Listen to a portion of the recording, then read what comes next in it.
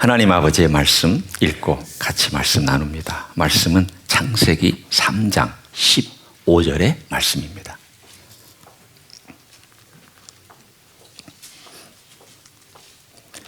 창세기 3장 15절 한 절 짧으니까 우리가 함께 합독하도록 하겠습니다.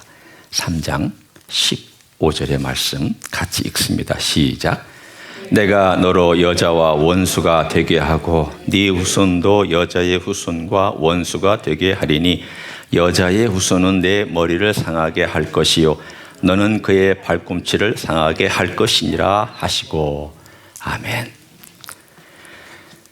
미국 사람의 80%는 2주 동안의 크리스마스 선물을 준비합니다. 그러니까 오늘부터 25일 전인 24일까지 대략 2주 남았잖아요. 이때 선물 준비합니다. 그럼 나머지 20%는 아주 소수는 미리 준비하고 그 나머지는 선물을 준비하지 않습니다. 우리 한국 사람들 선물 잘 준비 안 하죠. 그냥 일반적인 미국 사람들이 크리스마스 때 선물 많이 준비합니다.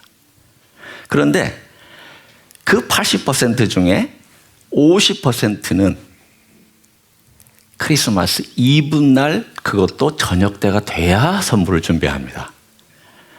그러니까 마지막까지 뭐 바빠서 그러는지 아니면 생각하지 못해서 그러는 건지 미루고 있다가 내일이 25일이면 5시, 6시 때 막 퇴근하고 막 달려가서 그때 그냥 사람들 번잡한데 선물을 산다고 합니다. 그러니까 그 80% 중에 반이 그렇게 산다고 합니다. 그러니 크리스마스 이브 날 얼마나 정신이 없겠습니까? 애들 선물도 사야죠. 마누라 선물도 사야죠. 뭐 등등등 머리가 복잡해서 그냥 정신없이 돌아다니다가 겨우 한 9시, 10시나 돼서 돌아와서 포장해가지고 그 나무 아래다가 크리스마스 트리 아래다가 딱 갖다 놓아야 아이고야 내가 이제 한 해 동안 할 거 마지막 다 했나 보다 그렇게 여기는 것이 현재 이 미국의 모습입니다. 자, 여러분은 선물을 어떻게 준비하십니까? 크리스마스 선물 말고나 뭐 일반 선물들 대부분의 경우는 막 닥쳐서 하는 경향이 있습니다. 저 같은 경우는 결혼해서 한 20년 정도는 제 아내가 옆구리 찔러야 선물 준비하고 그리고 아내의 생일조차도 제가 깜빡깜빡 잊어가지고 너무 속상해하면서 당신은 어떻게 남편이 되어서 아내의 생일도 잊어버리고 우리 결혼 기념일도 그렇게 깜빡깜빡할 수 있느냐. 그 어느 날부터는 작전을 바꾸더니 미리 일주일 전부터 옆구리를 찔러댑니다. 며칠 남았지? 그리고 3일째 되면 또 찔러댑니다. 며칠 남았지? 언제지? 그래서 결국은 제가 그날을 기억하지 않을 수 없도록 만드는 작전으로 변경을 했습니다. 그렇게 한 10년을 하니까 훈련이 돼서 들어오더라고요. 참 이게 얼마나 어려운 것인지 제 삶을 통해서 저는 경험합니다. 그런데 하나님은 어떻게 선물을 준비하실까요? 하나님은 그래 갑작스럽게 선물 준비하지 않습니다. 어느 날 갑자기 와 기분 좋아졌다. 내가 너에게 선물 줘야겠다 라고 그렇게 선물 주시는 분이 아닙니다. 하나님께서 주시는 그 선물이 오늘 창세기 3장 15절에 등장합니다. 그렇지만 이 선물이 그 3장 15절에 등장하기까지는 이미 영원 전부터 하나님의 계획이 쭉 있었습니다. 오늘 저는 그 이야기를 여러분과 함께 하려고 합니다. 크리스마스의 선물. 창세기 3장 15절. 첫 번째 하나님께서 말씀하신 선물. 오늘 그 선물에 대한 내용을 우리가 보기 위해서 배경을 잠깐 살펴봐야 됩니다. 하나님이 천지를 창조하셔서 아담을 만드셨습니다. 그리고 아담에게 귀한 선물을 주셨습니다. 아담에게 주신 가장 좋은 선물은 무엇입니까? 네? 아담에게 주신 좋은 선물이 뭐예요? 2부. 예, 이렇게 말씀하시는 분은 참 훌륭하신 분이에요. 왜냐하면 이 오랫동안 이 훈련을 받으신 분이거나 아니면 센스가 굉장히 뛰어난 분이에요. 저도 그런 훈련을 받았거든요. 아까도 얘기했잖아요. 당신에게 제일 좋은 선물은 뭐야? 그러면 요즘은요, 물어보는 순간 튀어나옵니다. 당신이지. 옛날에는 좀 머뭇거렸습니다. 좀 뭘 물어보나 이렇게 눈치가 없어가지고 그랬는데 요즘 금방 튀어나옵니다. 당신을 제일 행복하게 해준 사람이 누구지? 그러면 손민지 여사죠. 이렇게 당연히 저는 즉각적으로 반응을 합니다. 근데 제가 사실은 질문을 이렇게 해야 됩니다. 아담과 이브에게 주신 최고의 선물은 뭘까? 하나님 빼고. 여러분 같으면 아담과 이브, 인간에게 주신 그 최고의 선물은 무엇일까? 뭐라고 생각하십니까? 위험한 선물, 그러나 가장 좋은 선물. 그것은 자유의지입니다. 이 자유의지는 가장 좋은 선물입니다. 그러나 가장 위험한 선물입니다. 하나님께서 흙에서부터 인간을 지으시고 나서 그 인간에게 생기를 불어넣었을 때 그 인간에게만 자유의지를 넣어주셨습니다. 어둠 속에서 사탄이 이것을 지켜보고 있는 가운데 사탄은 대단히 기분이 나빴습니다. 아니, 저런 하찮은 인간, 물질, 흙에서부터 만든 인간에게도 저 자유의지를 줘야 된단 말이야. 기분이 나빴습니다. 그리고 그 인간이 하나님과 대화하는 모습을 볼 때 기분이 더 나빴습니다. 하나님의 사랑과 은총과 친밀함이 아담과 나눠질 때마다 사탄은 그 마음속에서 들끓는 시기심과 분노와 심지어는 내가 어떻게 저 작자들을, 저 인간들을 파멸시킬 수 있을까? 그래서 결국 최고의 선물을 최악의 선물로 만들어버리고 말아야 되겠다.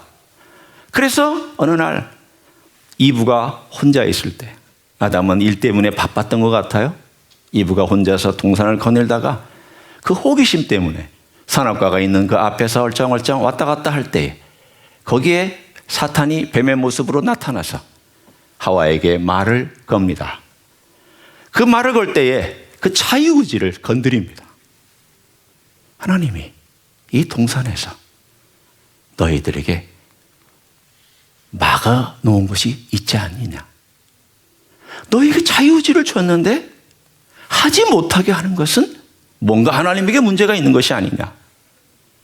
뭉게구름 같은 의심을 불러일으켰습니다.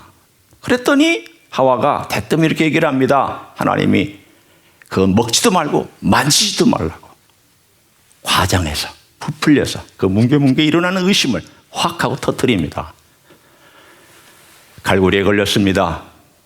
그랬더니 사탄이 아니다. 하나님 선한 분이 아니다. 봐라. 너희들 보고 가장 좋은 것을 먹지 말라고 하지 않았느냐. 그래서 그 자유의지를 건드려서 결국은 하나님을 배반하게 만듭니다. 인간은 사탄이 유혹했지만 그 유혹에 넘어가도록 선택한 것은 인간입니다. 사탄은 사탄의 몫이 있고 인간은 인간의 몫이 있습니다. 사탄은 사탄의 선택이 있었고 인간은 인간의 선택이 있었습니다.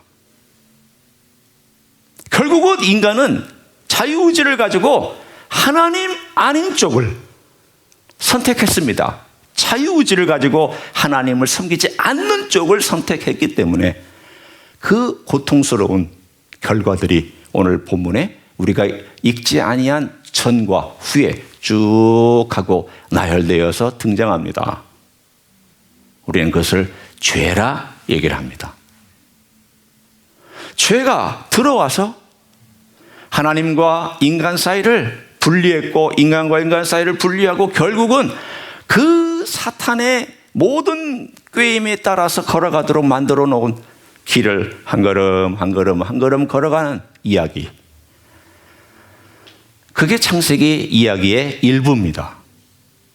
얼마나 인간이 점점 타락해 가느냐. 이 이야기의 일부가 창세기 이야기고, 오늘 그 암울한 가운데 하나님께서 창세기 3장 15절에 한 줄기 빛을 쭉 하고 우리들에게 보여줍니다. 제가 달라스에서 공부할 때 차를 몰고 달라스하고 이 LA를 오갔습니다. 이 LA는 어머니가 사시던 곳이니까 여름방학만 되면 저는 거기서부터 쭉 차를 몰고 혼자 로키 산맥을 건너, 그리고 2박 3일 정도 운전을 해서 여기까지 옵니다. 오다 보면은 광활한 대지가 펼쳐져 있습니다. 신기한 광경도 많이 봤고 혼자 운전하면서 많은 생각들도 했던 그런 시간들입니다. 그러니까 멋진 시간들 중에 하나가 깜깜하게 비가 막 내릴 것 같이 그냥 깜깜한 한낮인데 어두운데 이렇게 그 구름과 구름 사이로 빛이 쫙 하고 광야 가운데 그게 내리 쪼일 때 막 가슴이 뭉클해지는 그런 느낌을 받습니다. 아마 여러분도 그런 경우들이 있었을 것입니다. 와! 그러면서 여러 가지 상상을 하죠. 저게 혹시 우리 주님이 다시 오실 때 저런 모습일까? 뭐 등등등이 여러 상상을 합니다. 오늘 이야기가 바로 그것입니다. 깜깜한 구름과 깜깜한 흑암과 암울한 그 분위기 속에서 갑자기 그 구름을 뚫고 한 줄기 빛이 쫙 하고 이 암울한 인간 세상에 내려오는 이야기가 3장 15절입니다. 그 이야기는 죄 때문에, 죄 가운데 주어진 하나님의 선물입니다. 여러분, 하나님의 선물을 죄를 떠나서는 생각하지 마십시오. 하나님의 선물은 죄의 이야기와 죄의식과 죄에 대한 감각과 죄에 대한 개념이 없이 하나님의 선물을 생각하지 마십시오. 요즘 들어와서 아까도 우리 장로님이 말씀하셨지만, 기도 가운데 언급하셨지만, 요즘은 죄를 흐릿하게 만듭니다. 죄 기준을 낮춰버립니다. 죄를 변명합니다. 그래서 죄 짓는 사람들의 마음에 양심의 가책을 느끼지 못하도록 신학도 그렇고 교회도 그렇고 설교도 그렇고 많은 경우에 죄들 계속 낮춰서 일반적인 죄는 이제 죄가 아닌 것처럼 여기게 만들어버리고 말았습니다. 죄를 희석시킨 곳에는 하나님의 선물이 별로 필요가 없습니다. 하나님의 선물을 얘기할 때는 항상 죄가 따라 나옵니다. 하나님의 은혜가 나올 때에는 항상 죄가 같이 나옵니다. 성경 이야기를 보십시오. 창세기 3장부터 요한계시록 19장까지 심지어는 20장 안에서도 인간의 죄 문제, 죄, 타락, 악 이런 이야기가 쭉 하고 거대한 물줄기를 만들어서 인간 사회 전체를 덮고 있는 이야기들이 계속 등장합니다. 심지어는 주님께서 이 땅에 오셔서 천년 왕국을 건설하시는 그때에도 인간의 마음은 완벽한 상태 속에서 변화되지 않았습니다. 천년 왕국 후에 사탄이 한번 잠깐 풀릴 때에 그 살아남았던 인간들을 다시 꿰어서 하나님께, 메시아에게 대항하도록 만드는 이야기가 요한계시록에 등장합니다. 얼마나 지독하게 인간이 안 변하면, 얼마나 지독하게 이 죄가 깊이 뿌리를 내리고 있으면 우리 예수님이 이 땅에 오셔서 1000년 동안 완벽한 사회를 만들어서 다스리는 그러한 조건에도 불구하고 인간이 다시 아담과 같은 범죄를 저지르는 반복된 역사를 가지고 있을까? 여러분, 그게 바로 저와 여러분이 겪고 있는 우리의 현실입니다. 크리스마스 생각할 때 항상 내 죄 때문에 오셨구나. 크리스마스의 선물을 생각할 때 이 선물은 악한 나 때문에 이 땅에 있어야만 하는 선물이구나. 그게 전제가 돼야지 선물이죠. 선물다워지고 은혜가 은혜다워지기 시작합니다. 오늘 저는 그 선물에 대한 이야기를 이제 하려고 합니다. 이 선물에는 세 가지 특징이 있습니다. 한번 보십시오. 선물의 첫 번째 특징은 뭔가 하면 내가 너로 사탄에게 주시는 하나님께서 주시는 심판과 저주의 이야기입니다.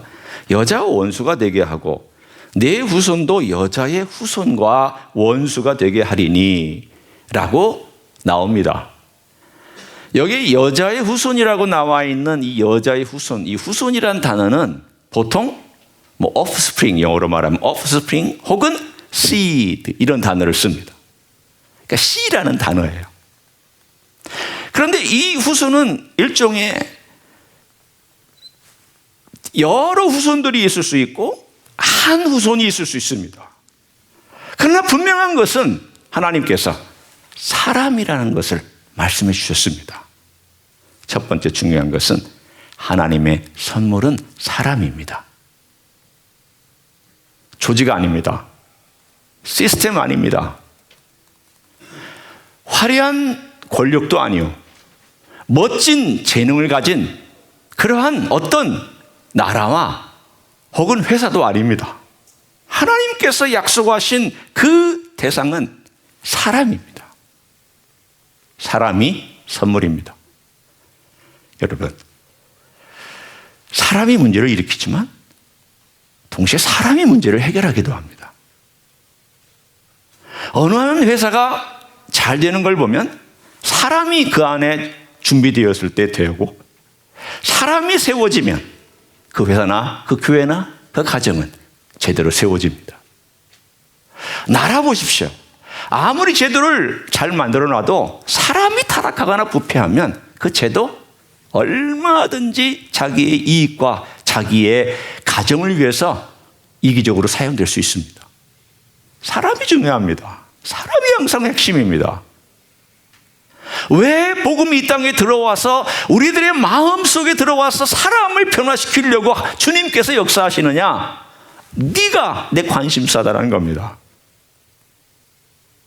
나는 너의 봉사에 관심이 있는 거 아니야. 먼저 관심 있는 것도 아니야. 네가 얼마나 재능이 있느냐도 나는 관심 있는 거야. 네가 업적에도 나는 그렇게 관심 있는 게 아니야. 네가 얼마나 위대한 일을 나를 위해서 하느냐, 나는 그 관심이 있지 않아. 나는 너의 마음에 관심이 있다. 사람에게 관심이 있습니다.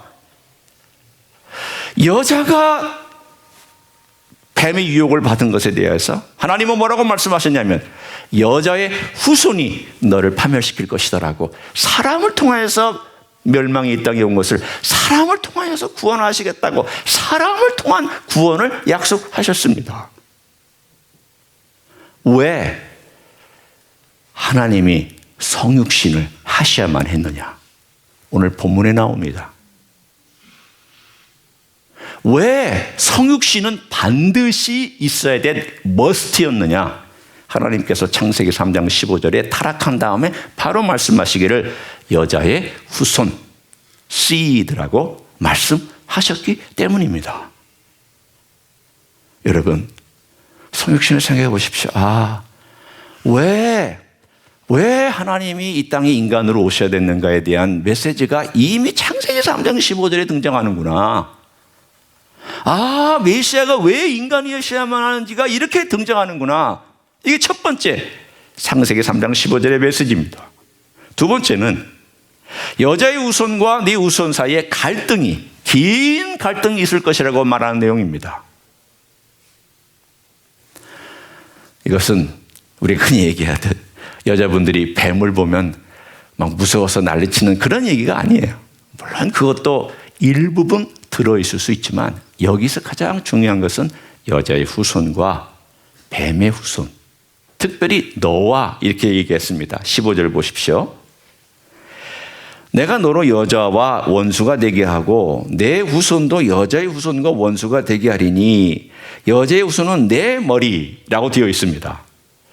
그러니까 여자의 후손하고 내라고 하는 너의 후손과 또 너라고 하는 것이 계속 교차해서 나옵니다. 자, 지금부터 제가 이 갈등의 역사를 간단하게 요약합니다. 사탄은 계속해서 사탄의 후예들을 만들어냈습니다. 창세기 있은 다음에 타락해서 홍수가 있기 전에 거인들을 만들어냈고 하나님의 역사에 반항했습니다. 홍수 후에 가인이라고 하는 노아의 손자가 그 역할을 했습니다. 님룻이라고 하는 위대한 영웅이 도시를 건설하면서 하나님의 역사에 반항했습니다. 계속해서 그 가운데 사탄은 사람들을 일으켜서 하나님의 역사를 방해하려고 계속 일했습니다. 이스라엘 민족을 없애려고 사탄은 민족들을 일으켰습니다. 하만이라는 사람을 일으켜서 이스라엘 민족을 지상에서 쓸어버리려고 했습니다. 헤롯이 일어나서 예수 그리스도를 죽이려고 했습니다. 이 역사는 계속 갈등의 역사입니다. 그런데 사람들은 구약시대에 도대체 이 여자의 후손이 누구냐? 라는 것을 참 알고 싶어 했습니다. 그런데 하나님께서 크리스마스 선물을 포장을 너무 잘 해놓으면 그거 뜯을 때 시간 많이 걸리죠. 네, 어떠세요? 조그마한 선물을 박스에 넣고 또 포장하고 예쁘게 포장하면 애들은 이거 뜯는데 시간 많이 걸립니다. 정교하게 포장할수록. 우리 하나님이 얼마나 정교하게 그걸 포장해 놓으셨는지 구약 내내 사람들이 궁금해했습니다. 도대체 여자의 후손이 누굴까? 여자의 후손이 누굴까? 약속은 분명한데 창세기 3장 15절에 약속하셨고 또 약속하셨고 아브라함의 자손에 오신다고 그랬는데 혹시 그 이삭일까? 이삭의 아들 야곱일까? 야곱의 아들 요셉일까? 요셉이 꼭 들어간 다음에 모세가 그런 사람일까? 또 모세가 쓴 다음에 다윗이 그 사람일까? 아니, 그도 죽고 다윗의 아들 솔로몬이 그 사람일까? 아니, 그도 아니었고 그리고 나서 또 포로로 잡혀갔다가 스룹바벨이 돌아올 때에 스룹바벨이 과연 그 사람일까? 그 사람도 아니었고 그리고 나서 침묵의 400년이라는 역사가 지나갔습니다. 하나님이 얼마나 정교하게 포장을 해놓으셨는지 사람들은 궁금했지만 그 안을 들여다보아도 알 수가 없었습니다. 언제까지? 때가 찰 때까지. 그래서 성경에 보면 때가 참에 이런 표현이 등장합니다. 때가 참에 하나님께서 그 포장을 뜯으셨습니다. 포장을 뜯고 그 안에 있는 선물을 사람들에게 보여주셨습니다. 자, 여러분 아이들이 그 포장을 뜯고 선물을 보여주면 일반적인 반응은 어떤 것입니까? 선물 안 받아보셨어요? 선물 안 줘보셨어요? 적어도 애들이 어릴 때는 선물 주시잖아요. 크고 나면은 흐지부지 되기도 하지만 어릴 때 선물 주잖아요. 그러면 그 애가 뭘 원하는지 물어보기도 하고 평소에 잘 듣고 있다가 얘가 게임기를 원하는구나.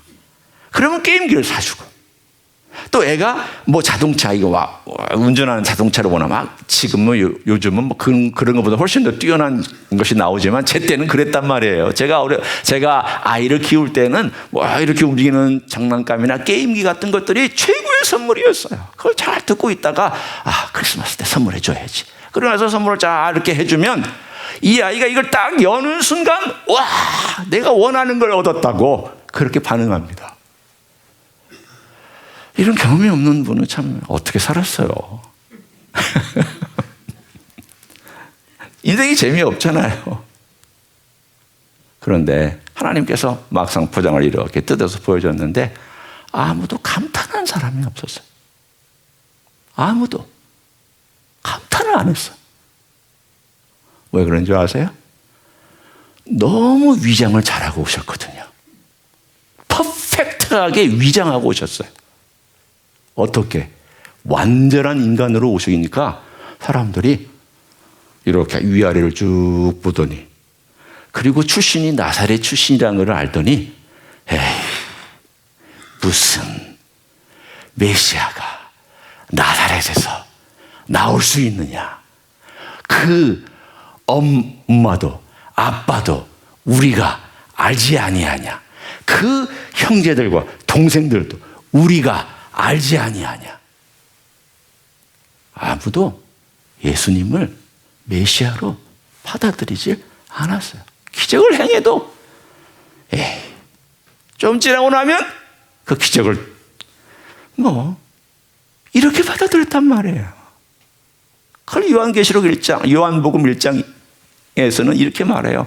그의 백성 가운데 오셨지만 영접지 않았다라고 명확하게 표현하고 있어요. 영접지 않았어요. 얼마나 위장을 잘하고 오셨습니까? 여자의 후손으로, 인간으로 완벽하게 오셔서 긴 갈등의 끝부분에 하나님이 선물을, 포장을 뜯고 주셨지만 그 위장된 하나님의 아들을 누구도 영접하지 않았습니다. 그런데 세 번째가 중요합니다.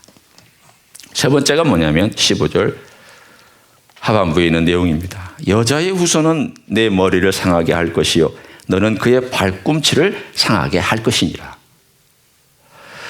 이 여자의 후손이 뱀의 머리를 상하게 했다고 얘기하고 있고, 뱀은 여자의 후손의 발꿈치를 물었다라고 되어 있습니다. 자, 여러분, 어느 게 더 치명적입니까? 말할 것도 없죠. 머리가 부서지면 어떻게 됩니까? 박살나는 거죠. 뭐 다른 표현 쓸 수가 없어요. 박살납니다. 머리가 부서지면 박살나는 거예요. 뭐 몸이 있는데 무슨 소용이 있어요. 발꿈치를 물었다는 것은 치명적이진 않아요. 물론 사탄이 예수님, 메시아로 오신 예수님을 죽는 일에 몰아넣고, 그리고 사형 선고를 내리도록 빌라도를 몰았고 유대인 백성들을 모는 데는 성공했어요. 그렇지만 예수님을 죽인 것은 사탄이 아닙니다. 누가 죽이셨습니까? 아니에요. 하나님이 죽이신 거예요. 제일 원인은 하나님이세요. 제물로 예수님을 십자가에서 죽이신 거예요. 사탄은 사용됐을 뿐이에요. 사탄이 아무리 예수님의 발목을 물어도 예수님에게 치명적인 상처는 줄 수 없었어요. 그러나 하나님께서 이 모든 상황들을, 사탄이 예수님을 반대하고 저 원수를 어떻게 없앨까, 원수를 어떻게 하면 내가 제거할 수 있을까, 저 원수 때문에 내가 죽을 지경인데 어떻게 할까 해서 사람들을 불러 모으고 사람들을 원성을 자제하게 하고 사람들로 하여금 크루시파이라고 얘기하도록 만들었지만, 결국 이 모든 것들의 배후에 누가 역사했냐면 하나님께서 직접 자기의 아들을 십자가에 못 박으사 그의 죽음으로 인간이 지불해야 될 그 모든 대가를 대신 지불하도록 만드신 제일 원인은 하나님이신 줄로 믿습니다. 이게 이 복음 이야기예요. 복음의 이야기는 하나님께서 자기 아들을 십자가에 못 박으신 이야기예요. 그렇게 되고 나서야 사람들이 좀 뭔가 이상하다, 뭔가 다르다, 뭔가 다른 종교하고 다르고 뭔가 우리 이야기하고 다르다라는 걸 느끼기 시작했고, 그 느끼던 것을 확증해 준 것이 바로 부활 사건으로 확증되었습니다. 사탄은 결국은 예수님 때문에 멸망당하고 파멸당합니다. 이미 선고가 내려졌고 그는 힘이 없습니다. 우리가 왜 예수님 안에 있어야 되느냐? In Christ. 사도 바울이 제일 좋아하는 단어가 In Christ. 제일 많이 사용했고 제일 사실은 중요한 순간순간마다 그는 애용했던 마음. 그게 뭐냐면 예수님 안에 있어야 된다는 거예요. 네가 예수님 안에 들어와야 되고 into Christ. 그 다음에 매일매일 삶 가운데서 in Christ. 예수님 안에 있어야 된다는 거예요. 예수님 안에 있어야 사탄이 힘을 못 써요. 예수님 밖에 있으면 여전히 사탄은 끌어가요. 예수님 안에 있는 삶을 살아가도록 사도 바울은 우리들에게 권면하고 있습니다. 세 가지를 정리해 봅니다. 선물은 사람입니다. 성육신한 하나님의 아들 예수 그리스도. 이건 이미 창세기 3장 15절에 말씀하신 내용이고, 두 번째, 이 갈등은 긴 역사를 이루고 그 연장선에서 이스라엘이 지금도 핍박을 받고 있고 교회가 지금도 사탄의 핍박을 받고 있습니다. 세 번째, 그러나 예수님은 이미 십자가에서 승리하셨고 부활로 또한 그 승리를 선포하셨습니다. 따라서 예수님 안에 있으면 우리는 승리를 경험할 뿐 아니라 승리를 선포하고 살아가도 됩니다. 그것뿐만이 아니에요. 3장 15절의 이야기는 창세기 1장과 2장에 있는 아름다운 하나님의 원래의 복, 적어도 세 가지를 회복시키시려고 이 메시지를 주시고 계십니다. 저는 그것을 오늘 결론으로 여러분과 나누고 싶습니다. 그건 제가 경험하고 있는 것이고 여러분이 경험하고 있는 내용이고 우리가 또 앞으로 경험할 내용이고 지금은 부분적으로 경험하지만 앞으로 영원히 경험할 내용입니다. 그 세 가지. 첫 번째, 하나님의 형상을 회복시켜 주신 것이 바로 첫 번째 복입니다. 하나님의 형상은 뭡니까? 형상은 닮은 것이란 뜻입니다. 외모를 닮은 것이 아니라 내적인 부분을 닮았어요. 가장 간단하게 여러분이 하나님의 형상을 생각할 때 딱 세 가지 생각하십시오. 진, 선, 미를 생각하시면 돼요. 하나님의 형상은 진, 선, 미라고 생각하시면 돼요. 진, 참됩니다. 진리 위에 서 있고 거짓됨이 없으며 그 참된 것과 진실한 것은 하나님으로부터 오며 하나님의 것입니다. 선, 하나님은 선하십니다. 사탄은 하나님이 선하지 않다고 계속 각색하고 하나님이 선하지 않다라고 하는 부분들을 확장해서 사람들로 하여금 하나님을 의심하게 만들지만 하나님은 선하시다는 것이 회복되고 하나님 선하시다. 하나님 좋으시다. 이 환난 가운데도 불구하고 하나님은 좋으시다. 내가 겪고 있는 어려움에도 불구하고 하나님은 선하시다. 이 고백을 하게 만드는 이것이 바로 형상의 회복입니다. 세 번째는 아름다움입니다. 가장 찬란한 아름다움은 예수님입니다. 이 세상의 모든 아름다움과 찬란한 인간의 아름다움을 아무리 안들 예수님의 아름다움을 알지 못하면 그 아름다움의 가장 최첨단과 기본은 모르는 것입니다. 진, 선, 미 이것이 회복되었는데 이 진, 선, 미를 내가 이제는 고백하도록 만들어주는 그 선물이 뭐냐면 자유의지예요. 하나님의 형상 가운데 자유의지를 하나님께서 회복시켜 주셨어요. 옛날에는 내 자유의지를 가지고 하나님을 기쁘게 못했어요. 왜? 능력이 없으니까. 그런데 이제는 하나님께서 형상을 회복시켜 주심으로 예수님께서 회복시켜 주심으로 내가 하나님의 참됨과 하나님의 선하심과 하나님의 아름다움을 내가 찬양할 줄도 알고 송축할 줄도 알고 노래할 줄도 알고 감사할 줄도 알아요. 무엇 가지고? 내 자유의지를 가지고. 이제는 시키지 않아도 난 하나님을 찬양하고 싶어요. 예수님을 찬양하고 싶어요. 왜? 예수님이 나를 위해 죽으셨고 나를 위해 오셨고 예수님이 나를 위해 또 오실 거니까 나를 사랑하는 그 사랑 때문에 이제는 찬양하고 싶어요. 내 안에 하나님의 형상의 가장 소중한 부분인 이 자유의지가 회복되어서 이제는 하나님을 찬양하고 싶은 인생이 되었다는 거예요. 얼마나 멋진 거예요. 옛날에는요 이 자유의지 가지고 나를 섬기라고 그랬어요. 내가 왕이야. 날 섬겨. 내가 모든 영광을 받아야 되고 내가 모든 걸 취해야 돼. 이게 과거의 것이었다면 이제 예수님을 안 다음부터는 아니야. 그건 사탄 것이고 나는 예수님을 섬기고 예수님을 사랑하고 예수님을 찬양하며 나는 그렇게 살 거야. 이게 바로 하나님의 형상이 회복된 놀라운 증거인 줄로 믿습니다. 두 번째는요, 원래 하나님의 형상 가운데 일부분의 이야기지만 제가 따로 떼어서 얘기합니다. 하나님과의 관계가 회복됐어요. 여러분, 이 관계는 내가 하나님을 찬양하고 영광을 올려드리고 하나님의 진선미를 내가 높여드리고 우리 안에 있는 그 진선미를 경험할 뿐만이 아니라 사실은 하나님과의 그 친밀한 관계를 내가 누릴 수 있다라는 거예요. 제가 언젠가 그런 얘기를 했죠. 누가 그 친밀한 교제를 원할까? 날까? 하나님이실까? 누가 더 원할 것 같아요? 예, 맞습니다. 하나님이 더 원하세요.